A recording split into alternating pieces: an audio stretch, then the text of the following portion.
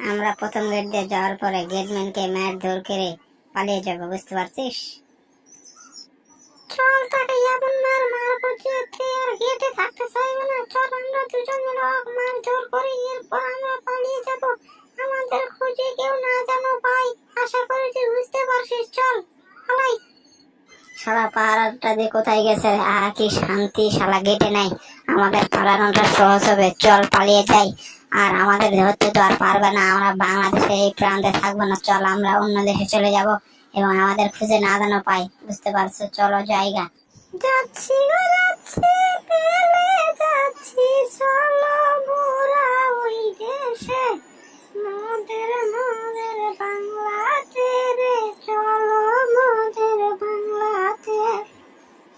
ওরে শান্তি, মোদের শান্তি, তোর শান্তি, মোর শান্তি, যাব শান্তি রে।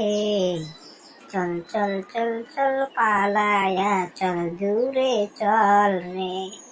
আরে আপনি আসছেন, আপনার কি কোনো সমস্যা হয়েছে নাকি? সমস্যা হলে বলেন।